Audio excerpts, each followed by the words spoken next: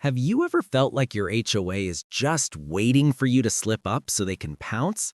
That's exactly how I felt the day I got a violation notice for, get this, a garden gnome.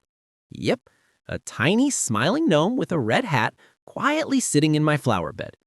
According to the letter taped to my door, my gnome was an unauthorized lawn ornament and a threat to neighborhood aesthetics. I actually laughed out loud. Was this real life? But the $100 fine attached to the notice was no joke. At first, I thought about just taking the gnome inside and moving on. But the more I thought about it, the more ridiculous it seemed. Why should a harmless gnome bother anyone? So instead of backing down, I decided to have a little fun. If the HOA wanted to play games, I'd play too, on my terms.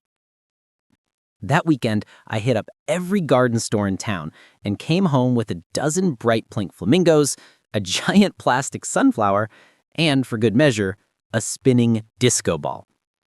By Sunday afternoon, my yard was a riot of color and kitsch, and my little gnome had a whole new crew of friends. The reaction was instant. Neighbors walking by burst out laughing, some stopped to take selfies, and even the usually grumpy mailman gave me a thumbs up. My yard became the talk of the block, and for once, it was all smiles. But the best part? The HOA rep showed up, clipboard in hand, ready to lay down the law. He took one look at my yard, his eyes darting from flamingo to disco ball, and just shook his head. A few days later, I got another letter, not a fine this time, but a polite request to please keep your decorations tasteful. No threats, no penalties, just a gentle nudge. I guess they realized they'd picked the wrong battle.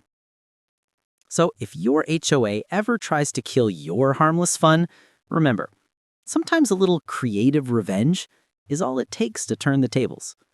And maybe even brighten up the whole neighborhood.